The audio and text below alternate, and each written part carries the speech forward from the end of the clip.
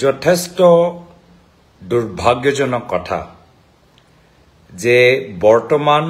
অসমত চলি থকা উপনিৰ্বাচনত অসম আৰক্ষীসকলৰ ভূমিকা অসম আৰক্ষীসকলে আজি আমাৰ অসমৰ জনসাধাৰণৰ টেক্সৰ পইচাৰ পৰা তেওঁলোকৰ নিজৰ দৰমহা পায় তেওঁলোকে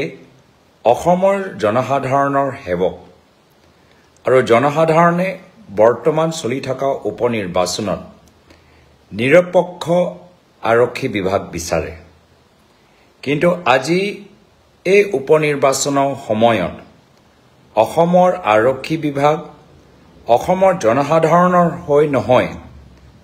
মুখ্যমন্ত্ৰী হিমন্ত বিশ্ব শৰ্মা ডাঙৰীয়াৰ ব্যক্তিগত ৰাজনৈতিক অস্ত্ৰ হিচাপে নিজকে ভাবি লৈছে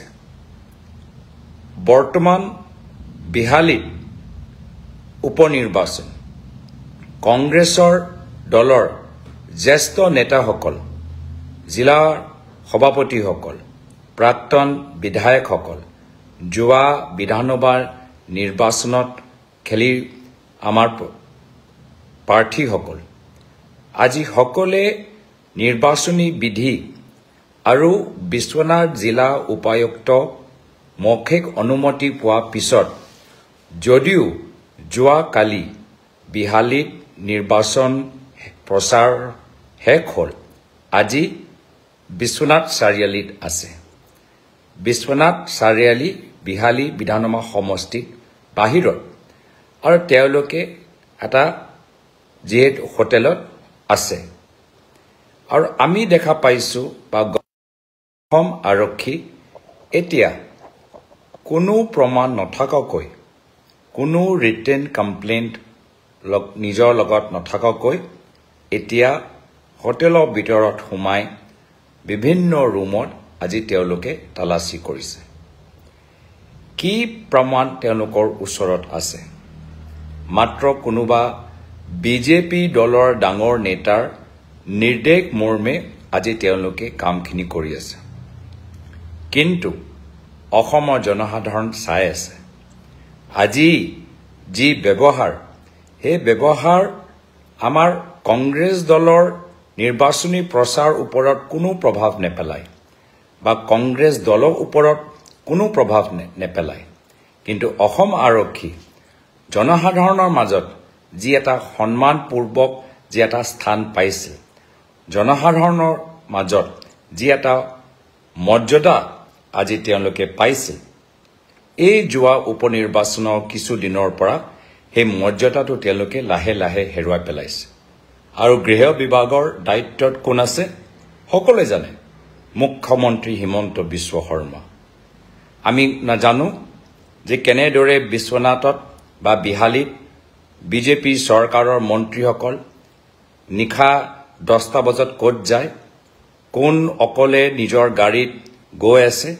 আমি সব খবৰ পাই আছো আৰু বিভিন্ন অভিযোগ আমি জিলা উপায়ুক্ত প্ৰশাসন কিন্তু আমাৰ যিখিনি গুৰুত্বপূৰ্ণ অভিযোগ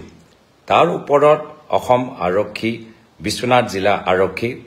নিমাত চুপচাপ আমাৰ লোকৰ ইমানবোৰ যে গুৰুত্বপূৰ্ণ অভিযোগ আমি দাঙি ধৰিছো এটাও ওপৰত তেওঁলোকৰ কোনো ধৰণৰ পদক্ষেপ মই দেখা পোৱা নাই কিন্তু আজি তেওঁলোকে বিৰোধী পক্ষত আজি যি দৰে আজি এটা হেৰাসমেন্ট কৰিবলৈ চেষ্টা কৰি আছে আৰু এটো এটা হেৰাসমেন্ট কোনো প্ৰমাণ নাই কোনো অভিযোগ নাই মাত্ৰ তেওঁলোকে মাত্ৰ এটা হেৰাসমেন্ট কৰি যদি ভাবে যে এয়া লৈ তেওঁলোকে উপনিৰ্বাচনৰ ফলাফল সলনি কৰিব পাৰিব মই ভাবো হেতু বিজেপি দলৰ এটা ডাঙৰ ভুল যদি তেওঁলোকে ভাবে যদি মুখ্যমন্ত্ৰী হিমন্ত বিশ্ব শৰ্মা ডাঙৰীয়া ভাবে যে গৃহ বিভাগটো নিজৰ পাৰ্সোনাল ফৰ্স দৰে অসমৰ জনসাধাৰণৰ মাজত সোমাই ৰাইজৰ মাজত আতংক সৃষ্টি কৰিব বিৰোধী শক্তিক তেওঁলোকে দুৰ্বল কৰিবলৈ চেষ্টা কৰিব তো তেওঁ হিমন্ত বিশ্ব শৰ্মা ডাঙৰীয়া এটা ডাঙৰ ভুল হৈছে আৰু আজি যিদৰে অসম আৰক্ষীসকলক সামগ্ৰীতে হওক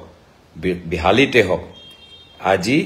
অসম আৰক্ষীসকলক এটা যথেষ্ট বিপদজনক স্থানত মুখ্যমন্ত্ৰী হিমন্ত বিশ্ব শৰ্মা ডাঙৰীয়া ঠেলি আছে বিভিন্ন আমি প্ৰমাণ পাইছোঁ য'ত কেনেদৰে অসম আৰক্ষীসকল বিজেপি হৈ কাম কৰি আছে আৰু হেয়া লৈ আজি সমগ্ৰ অসমবাসী ৰাইজ চিন্তিত ইয়াৰ আগতে অসমত বিভিন্ন নিৰ্বাচন হৈছে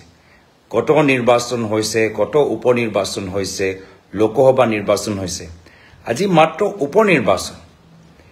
এই উপনিৰ্বাচনৰ কাৰণে এটা সিটৰ কাৰণে দুটা সিটৰ কাৰণে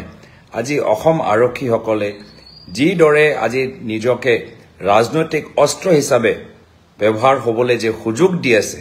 এটো ভৱিষ্যত অসম আৰক্ষীসকলৰ ৰাইজৰ মাজত যে তেওঁলোকৰ মান সন্মান আছে তাৰ ওপৰত আঘাত পেলাব আজি আমাৰ অভিযোগ যে আছে তাৰ ওপৰত কোনো ধৰণৰ গুৰুত্ব দিয়া নাই মই আশাবাদী যে জনসাধাৰণ এইবোৰ সব মন কৰিব আৰু এইখিনি কাম যে কৰিছে মুখ্যমন্ত্ৰী হিমন্ত বিশ্ব শৰ্মা ডাঙৰীয়া আজি তেওঁ যে খুচকাৰি যে তেওঁলোকৰ একো লাভ হোৱা নাই তেওঁলোকৰ মন্ত্ৰীসকলৰ প্ৰচাৰ লাভ দিয়া নাই তেওঁলোকৰ বিধায়কসকলৰ ভাবুকি আজি কাম দিয়া নাই তেওঁলোকে যে বিভিন্ন অঞ্চলত পইচা যিদৰে বিতৰণ কৰিছে হেতু তেওঁলোকে আজি একো তাৰ ফলাফল দেখা পোৱা নাই এতিয়া ভোটিংৰ এক ৰাতি আগত অন্তিম তেওঁলোকৰ অস্ত্ৰ ব্যৱহাৰ কৰিছে এয়া হৈছে পুলিচ প্ৰশাসন আমাৰ লোকতন্ত্ৰ মুখ্যমন্ত্ৰী হিমন্ত বিশ্ব শৰ্মা ডাঙৰীয়া এই নেতৃত্বত থকা অসম চৰকাৰত ক'ত গৈ আছে সকলোৱে এতিয়া বুজি পাইছে এতিয়া এই নিৰ্বাচন মাত্ৰ আমাৰ বিহালীৰ কাৰণে নহয় বা সামগ্ৰিক কাৰণে নহয় আমাক এই যে আমি উদাহৰণ দেখা পালো যে হিমন্ত বিশ্ব শৰ্মা ডাঙৰীয়া সংকিত হলে পুলিচ প্ৰশাসনক এনেদৰে ব্যৱহাৰ কৰিব পাৰে ভৱিষ্যত আৰু কি কৰিব পাৰে আজি কংগ্ৰেছ দলৰ ওপৰত আজি তেওঁলোকে বিনা প্ৰমাণ লৈ তেওঁলোকে কামখিনি কৰি আছে আমাৰ বিহালী সমষ্টিত বহুত আমাৰ ল'ৰা ছোৱালী আছে যে যাৰ সকলৰ ওপৰত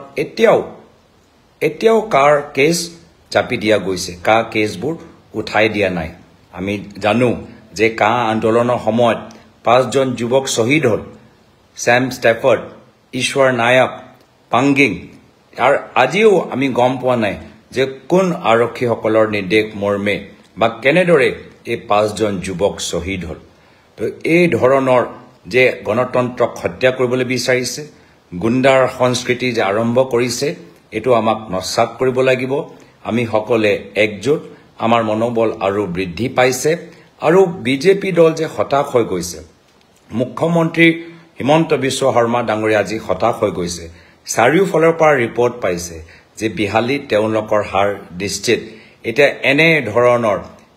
ধৰণৰ তেওঁলোকে কামখিনি কৰিছে যি কামখিনি বাহিৰৰ পৰা মানুহবোৰ বুজি পাইছে যে এজন শক্তিশালী নেতাৰ নহয় এজন ভয় খোৱা এজন নেতাৰ উদাহৰণ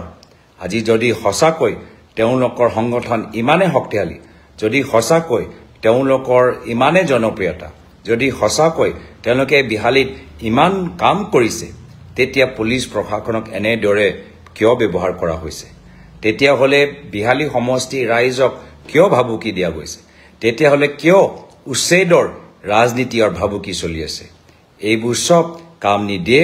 গৃহ বিভাগক মই পুনৰবাৰ অনুৰোধ জনাইছো যে আপোনালোকে সকলোৱে সংবিধানৰ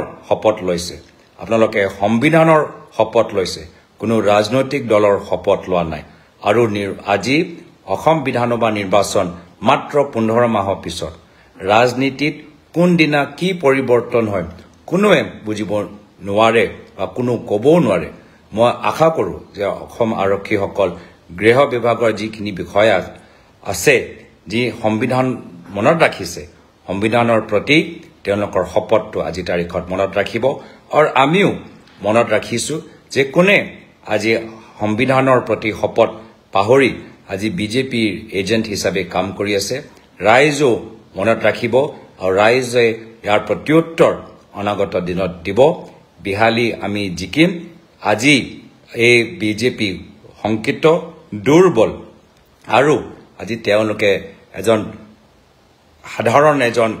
পালিনেতা দৰে যি কাম গৃহ বিভাগৰ দায়িত্ব থকা মুখ্যমন্ত্ৰী হিমন্ত বিশ্ব শৰ্মা ডাঙৰীয়া কৰিছে হেয়াই প্ৰমাণ যে বিহালীত আমাৰ জয় নিশ্চিত আৰু তেওঁলোকে মাত্ৰ বিহালীত নহয় আহা বিধানসভা নিৰ্বাচনত তেওঁলোকৰ পৰাজয় নিশ্চিত মই আমাৰ বিহালী সমষ্টিৰ ৰাইজক কৃতজ্ঞতা জ্ঞাপন কৰিছোঁ যে আপোনালোকে বিজেপি দলৰ ভাবুকি পৰা ভয় খোৱা নাই আপোনালোকে বিজেপি দলৰ প্ৰলোভনত আপোনালোকে ভৰি দিয়া নাই আপোনালোকে বিজেপি দলৰ যি মিছা প্ৰচাৰ অপপ্ৰচাৰ তাৰ ওপৰত আপোনালোকে বিশ্বাস কৰা নাই বিহালী সমষ্টিৰ ৰাইজে নিজৰ বিবেকৰ লৈ আগন্তুক দিনত আগবাঢ়ি যাব আৰু আমি সদায় বিহালী সমষ্টিৰ ৰাইজৰ লগত থাকিম